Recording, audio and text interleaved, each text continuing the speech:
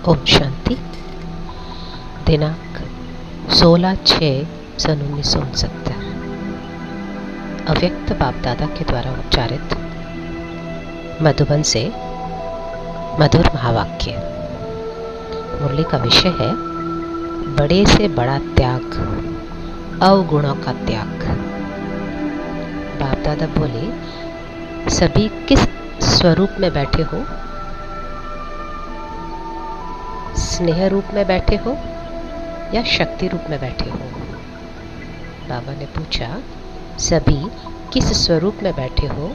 स्नेह रूप में बैठे हो या शक्ति रूप में बैठे हो? इस समय कौन सा रूप है? स्नेह में शक्ति रहती है? दोनों इकट्ठी रह सकती है? बाबा ने पूछा, स्नेह में शक्ति रहती है, दोनों इकट्ठी रह सकती है? क्यों नहीं कहते हो दोनों रूप है?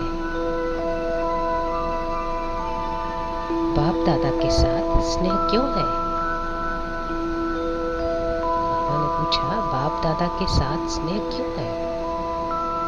बाबा उत्तर देते हैं, बाप दादा से स्नेह इसलिए है कि जो शिव बाबा का मुख्य टाइटल है उसमें आप समान होना है। मुख्य टाइटल कौन सा है? बाबा बोले, सर्वशक्तिवान। तो सिर्फ स्नेह जो होता है तो वह कभी टूट भी सकता है, लेकिन स्नेह और शक्ति दोनों का जहाँ मिलाप होता है वहाँ आत्मा और परमात्मा का मिलाप भी अविनाशी अमर रहता है। तो अपने इस मिलन को अविनाशी बनाने के लिए क्या साधन करना पड़ेगा? बाबा ने पूछा, अपने इस मिलन को अविनाशी बनाने के लिए क्या साधन करना पड़ेगा? बाबा बोले, स्नेह और शक्ति दोनों का मिलाप अपने अंदर करना पड़ेगा। तब कहेंगे आत्मा और परमात्मा का मिलाप। मेले में तो बैठे हो, लेकिन कई मेले में बैठे हुए भी दोनों के मिलाप को भूल जाते हैं। अच्छा, आज तो खास कुमारियों के प्रति ही आए हैं। बाबा ने पूछा, आज कुमारियों का कौन सा दिन है? मिलन दिन। रिजल्ट भी आप सभी की निकली है। अपने रिजल्ट को खुद जान सकती हो। त्रिकालदर्शी बनी हो। बाबा ने कुमारियों से पूछा, त्रिकालदर्शी बनी हो? इस ग्रुप से नंबर 1 कुमारी कौन निकली है? बाबा बोले, चंद्रिका। नंबर 1 का मुख्य कर्तव्य है अपने जैसा नंबर 1 बनाना। कुमारियों को तो अभी एक और पेपर देना है। वह पेपर प्रैक्टिकल का, न कि लिखने का।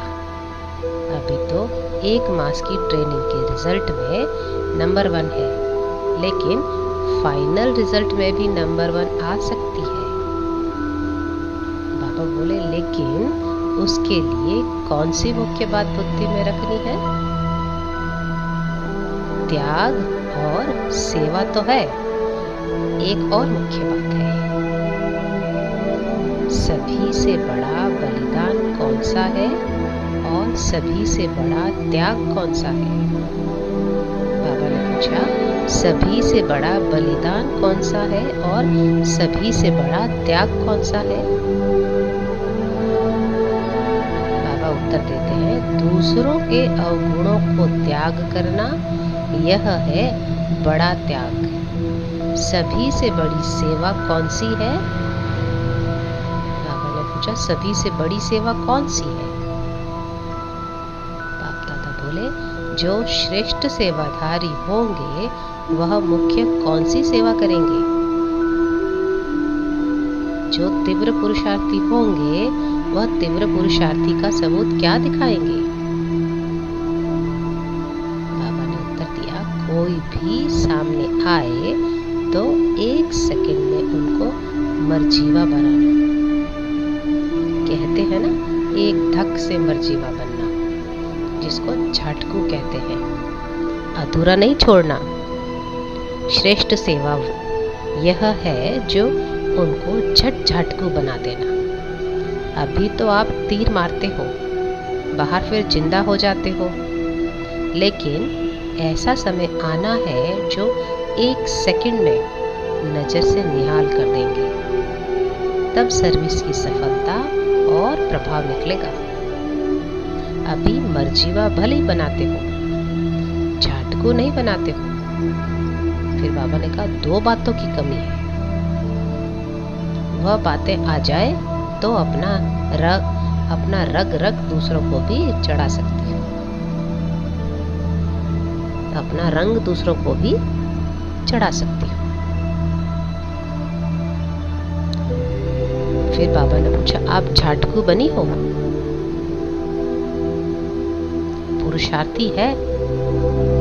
कहाँ कहाँ भूल होती रहे तो उनको पुरुषार्थी कहेंगे। प्रतिज्ञा यह करनी है, आज से हम झाटकू बन गए हैं, फिर जिंदा नहीं होंगे पुरानी दुनिया में। हिम्मतवान को फिर मदद भी मिलती है। हिम्मत के कारण बाप दादा का स्नेह रहता है। तो 2 बातों की कमी बता रहे थे। एक मुख्य कमी है, एकांतवासी कम रहते हो, और दूसरी कमी है, एकता में कम रहते हो। बाबा ने 2 कमियां बताई। एक, एकांतवासी कम रहते हो, और दूसरी, एकता में कम रहते हो। एकता और एकांत में बहुत थोड़ा फर्क है। एकांत स्थूल भी होती है, सूक्ष्म भी होती है। इसमें दोनों की आवश्यकता है। एकांत के आनंद के अनुभवी बन जाए तो फिर बाहर मुक्ता अच्छी नहीं लगेगी। अभी बाहर मुक्ता में सभी का इंटरेस्ट जास्ती आता है। इन 2 बातों की मेजॉरिटी में कमी है। अव्यक्त स्थिति को बढ़ाने के लिए इसकी बहुत आवश्यकता है।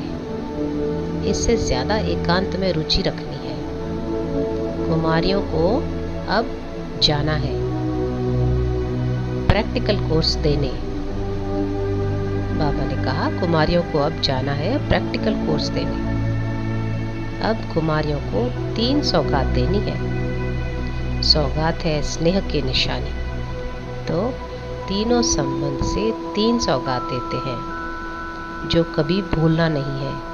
बाप दादा की सौगात सदा अपने साथ रखना।